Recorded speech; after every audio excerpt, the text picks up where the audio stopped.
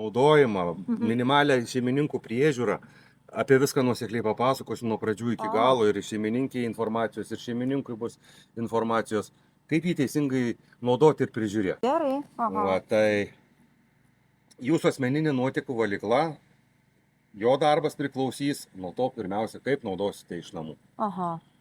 Tai yra svarbu ir buitinės chemijos patekimas į valymo įrenginį, yra medžiagos, kurių negalima iš viso, kad jos patektų į nuotekų sistemą į valymo įrenginį. Pasitaiko, tikrai praktikoje būna tokių atvejų, kada randame valymo įrenginį tokių medžiagų kaip drėgna servetėlė arba popierinis virtuvinis rankšluostis, kurių sudėtis didžioji arba 100% sudėtis celiuliozė yra, arba didžioji sudėtis celiuliozė yra. Ten popieriaus labai nedaug būna, tai yra popierinis virtuvinis rankšluostis.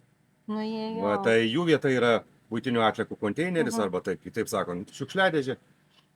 Tualeto muiliukai, kur kabinasi ant krašto, plastikinis dėkliukas ir tų dėkliukų tenka rasti. Sako šeimininkė, tai sako, nulūžo, sako, radau tik auselio, o pačio dėkliuko nėra. Atplaukė į valymo įrenginį, į tekėjimo kamerą yra sumontuotas nešmenų krepšelis, kuris sugauna štai tokias neįrančias medžiagas. Jo, čia kur tas. Kur vaikučiai yra ir vaikiškų žaisliukų tenka rasti, kojinė, šluostė, kempinėlė, šveistukas indų atplaukęs į... Tai, kad neužkimštų valymo įrenginio ir toliau nenutekėtų į valymo įrengimą, būtent gamintojas apie tai pagalvojo ir sukūrė, sumontavo nešmenų krepšį. Tai gamintojas ir sako, jį periodiškai reikia pasitikrinti, kad jis nebūtų užsikimšęs. Tai, tarkim, jūsų šeima žino, ko negalima mest, svečias pas jūs atvykęs tikrai gali tai padaryti. Tai po šventės jūsų namuose pravartu tą krepšelį šeimininkams pasitikrinti. Štai mechaninės grotelės. Jas reikalą esant išsikeliam, nusinešam žarnos pagalbą praplovimą, vėl atnešę atgal į statą. Dažniausiai šeimininkės draugauja, bendrauja arba piknaudžiauja buitinė chemija. Tai, kad tinkamai veiktų valymo įrengimas, ją patenka buitinė chemija. Tai pavyzdžiui, kada prausiamės ar maudomės, patenka šampūnas, muilas, dušo želė. Tai apie tai galvoti nereikia. Tai yra šarmai, jie nėra agresyvūs, priešingai atveju mums patiems odą graužtų, negalėtume to daryti. Irgi žmogus gyvas organizmas yra, tai apie prausimąsi ar maudymąsi net negalvoja. Reikia tai daryti, kad ir vienas paskui kitą šeimos nariai eina ir prausasi ar maudasi. Toliau tualeto muiliukas, kur pasikabina ant krašto. Taip pat naudokit. Galima naudotis dezinfekavimo funkciją atlieka. Malonaus kvapo duoda. Jam pasibaigus keičiate kitą tą tualeto muiliuką. Tačiau kiekvienu nuleidimu dalis to muiliuko taip pat atlieka į valymo įrenginį. Skalbimas. Skalbimas jau yra svarbu. Kokį skalbiklį naudojate? Taip pat nėra skirtumas, svarbu yra skalbimų skaičius. Nepadaug. Taip, šitam valymo įrenginį paros norma yra 3 skalbimo mašinos. Tai, kaip aš sakau, geriau kasdien po skalbimo mašiną skalbt, nei ten, sakykime, kaip šiandien, gražus oras, savaitgalį šeimininkė per savaitę susikaupusius drabužius skalbia pusę dienos. Nes laikrodukas stabdo, paleidžia įrenginį. Gali būti taip, kad parduota dirbti laiką jis nesuspės, nuo gausiai atitekėjusios buitinės chemijos išvalyti į valymo įrenginį, kurie atbėga, gali atsirasti nemalonus kvapas. Taip, jis nesuspėjo sutvarkyti ir išvalyti. Tai valymo įrengimas neturi turėti nemalonaus kvapo, kaip aš sakau, laukinio tualeto, nuoteko ar be galo kvapo neturi turėti. Šiek tiek, jeigu jaučiasi buitinės chemijos kvapas valymo įrenginį normalu, ką namuose naudojam, viskas malonaus kvapo yra, nestipriai jei jaučiasi buitinė chemija, normalu, tačiau negero kvapo neturi. Tai gamintojas ir sako šeimininkams, kad bent kartą per mėnesį ar per pusantro mėnesio atsidengus įrenginio dangtį, reikia pauostyti, ar valymo įrengimas neturi nemalonaus kvapo. Nes, jeigu jisai atsirado, tam yra priežastis, dėl ko jis atsirado. Arba atbėgo daugiau nuotekų ir per duotą dirbti laiką, kaip jau minėjau, nespėjo sutvarkyti ir išvalyti. Sekantis momentas būtų per vėlai daromas aptarnavimas, yra tas išvalymas periodinis. Tai bakterijų kiekis per didelis valymo įrenginį yra, skystis per tirštas, nebeapvažiuoja tiek ratų, kiek yra paskaičiuota, kad jisai sutvarkytų ir išvalytų. Kitaip sakant, valymo procesas per lėtas pasidaręs yra. Tai reikia mažinti bakterijų kiekį. Tai daro mūsų įmonė, kaip atvažiuojam, paruošiam naudojimui, vėliau atvykstame į išvalyti ir paruošti sekančiam tolimesniam naudojimui. Tai procesas vyksta taip. Mikroorganizmas, gaudamas nuotekų ir deguonius, dauginasi valymo įrenginį. Jo daugėja, tačiau jis yra sunkesnis už vandenį ir iš įrenginio neišbėga. Besidaugindamas užima vandenuko vietą. Vandenį stumia lauk. Vandens mažėja, o bakterijų daugėja. Tai kaip ir minėjau, skystis darosi tirštas. Jūs pagal gamtosaugos įstatymą į metus kartą būtina aptarnauti valymo įrenginį, sumažintų bakterijų kiekį. Tai bakterijų nusiurbėme, pačioj tirštai būna, kaip mano košė tų bakterijų.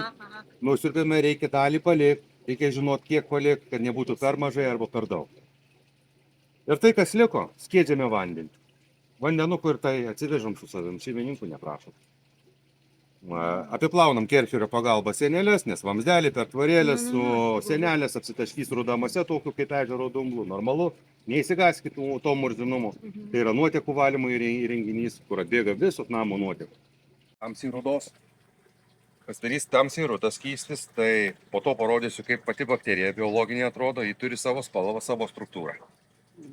Toliau procesas vyksta taip. Jūsų paduodamos nuotekos į valymo įrenginį yra bakterijų maistas. Jos maitinasi nuotekomis. Iš tualeto atbėgančios nuotekos, indukos, kada plausite, atbėgs nuotekos, jos maitinasi. Kitaip sakant, tu suėda paduodamas nuotekas. Kad gyventų mikroorganizmas įrenginį, reikalingas deguonis. Ta daro orapūtė. Siurbia iš aplinkos orą ir pumpuoja į valymo įrenginį. Cirkuliacija vykdo valymo įrenginį, dėl to įrengimas žiemą neužšąla. Nes žemės temperatūra yra 4-5 laipsniai žiemą vasarą, ten, kur jį būna nesušalusi, jeigu žiemos metu. Tai čia visada pliusinė temperatūra yra. Nereikia jo klot, uždengti ar sniego apkast. Yra maksimalus įrenginio darbas 600 litrų nuotekų per parą. Tai įsivaizduokite, 30 dienų jis gali išvalyti 18 tonų nuotekų per mėnesį. Tai maksimalus įrenginio darbas. Tiek vandenuko gali sunaudoti.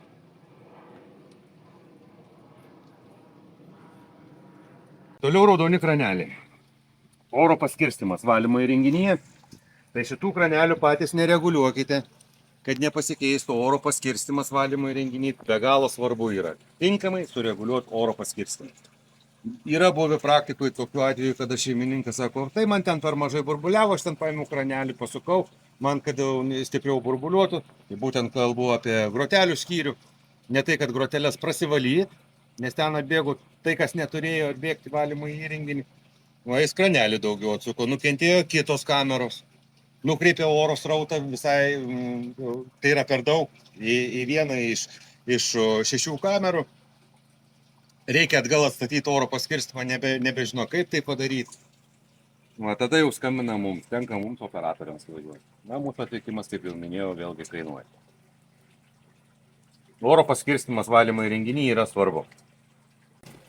Dar svarbus vienas momentas yra maisto produktai.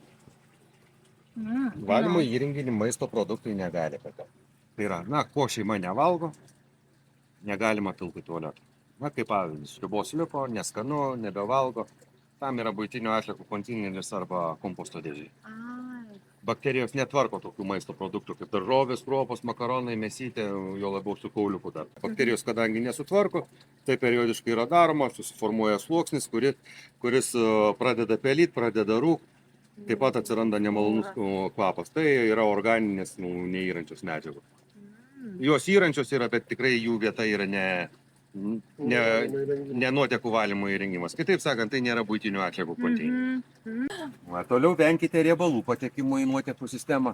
Aliejaus nepilite, ne? Teisingai. Po kepimo skarda keptuvė, kai didesnis kiekis riebalų būna, imkim popierinę virtuvinę rankose pagalbą didumą išluokim, davim susigert. Į šiukšliadėžę išmetėm, likutį tik laukime indų ploviklio ar indaplovės pagalba. Nors ir indų ploviklis ar indaplovės tabletė su karštu vandeniu padeda nuo indų nuplauti, bet riebalo neišskaido. Yra atvėsta valymo įrenginyje, tai valymo įrenginyje atsiranda netaisyklingos formos baltų gelsvų kamuoliukų. Tuos riebaliukus, sėklytes, pomidorų žieveles, po žmogaus organizmas neįveikia, kartas nuo karto reikėtų nukreipti, išimti iš valymo įrenginį.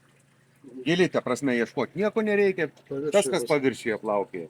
Būtent šitas valymo įrenginys turi tą laikmatį pagal šeimos narių skaičių, pagal naudojimą iš 10 programų bus parinkta viena programa. Mhm. Gali būti aktualu šaltasis sezonas. Na, čia turit namelį, kurį tikriausiai naudosit kaip vasarnamį.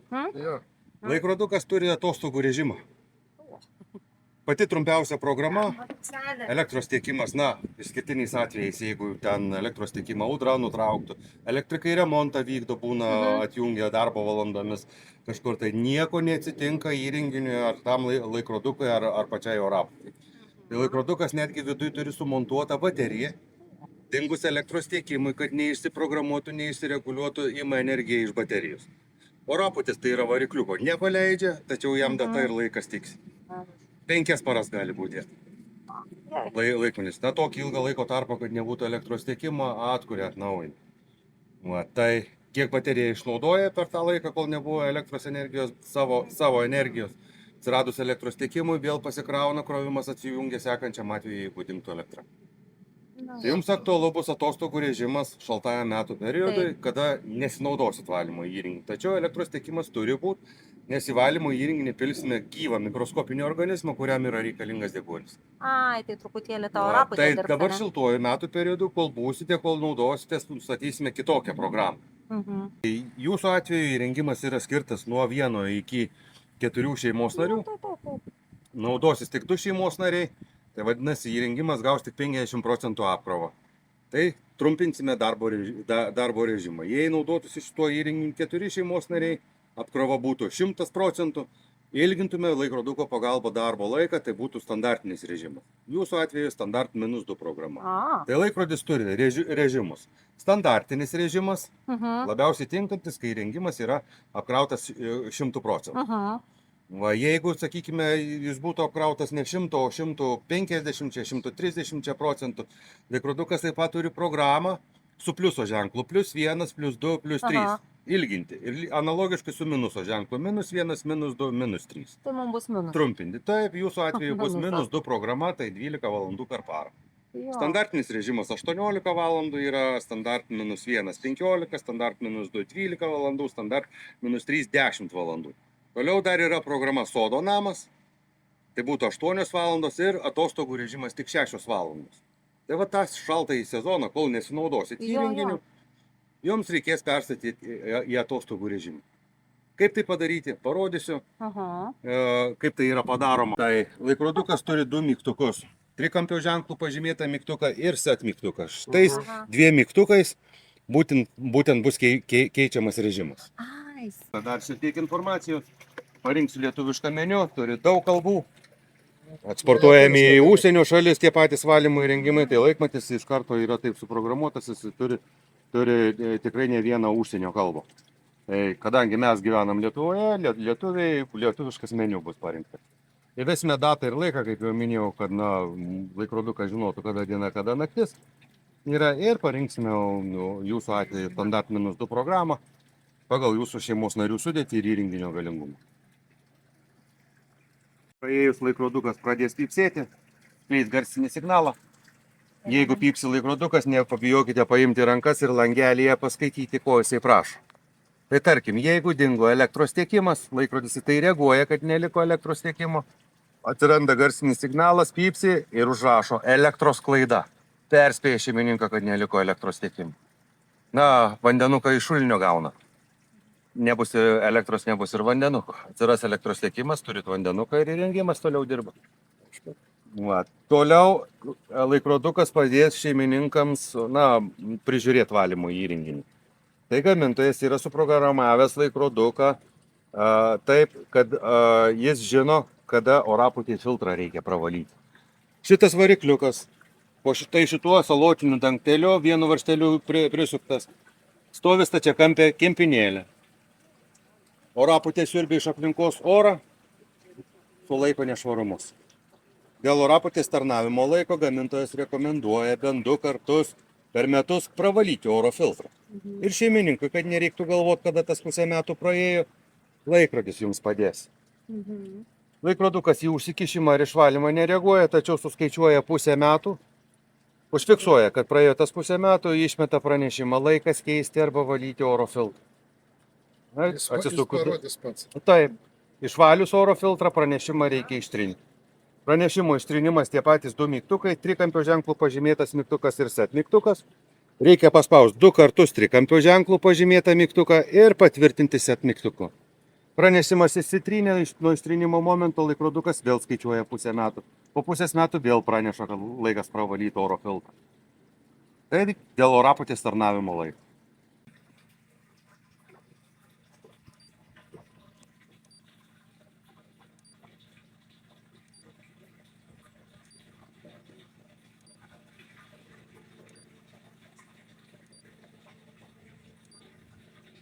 Štai radome lietuvišką meniu. Suradus lietuvišką meniu reikia patvirtinti set mygtuku. Toliau laikrodukas prašo įvesti datą. Įvesime datą, paskui reikalausi įvesti esamą laiką.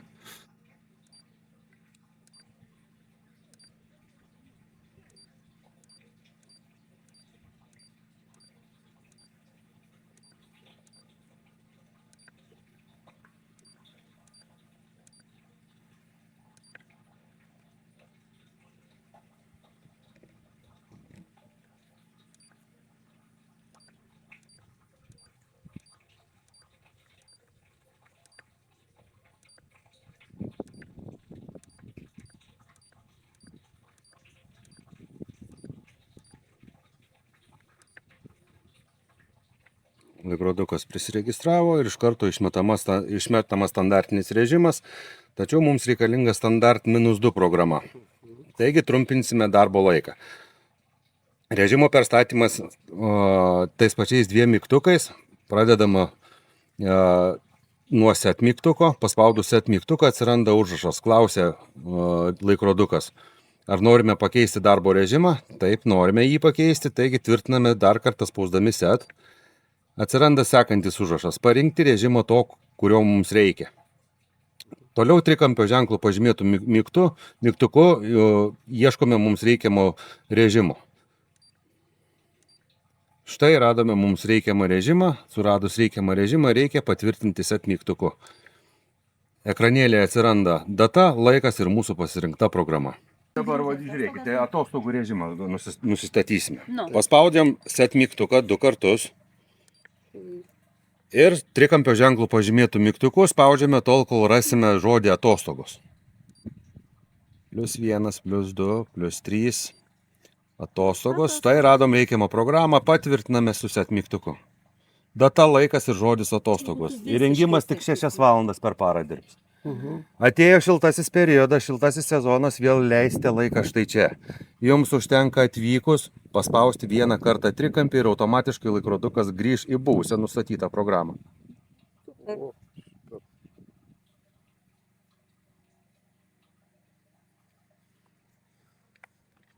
Kad įrengimas yra paruoštas naudojimui,